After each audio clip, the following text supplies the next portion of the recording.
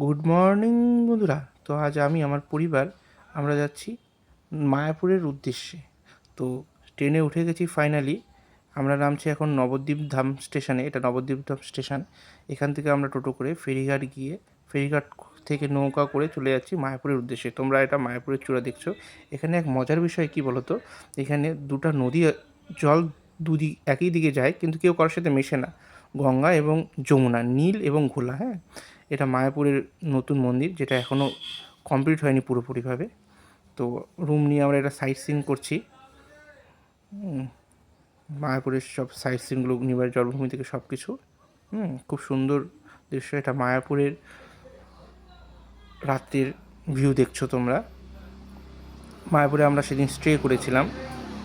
সকালে রাত্রে খাওয়া দাওয়া করেছিলাম মায়াপুরে, সকালে স্নান করেছি মায়াপুর থেকে, তারপরে আবার ফেরিঘাট করে নবদ্বীপে গিয়েছিলাম।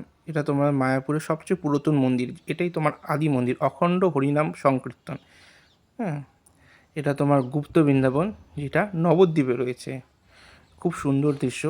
মন্দিরের নিচে এটা মন্দিরটা রয়েছে জন্য এটাকে গুপ্ত বৃন্দাবন বলা হয়। এখানে কৃষ্ণের রাসলীলা থেকে সব কিছু পরিপূর্ণভাবে ফুটেছে।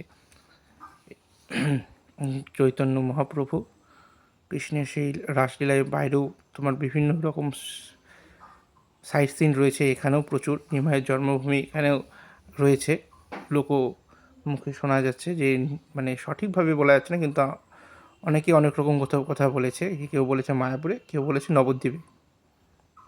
এখানে বানর রয়েছে।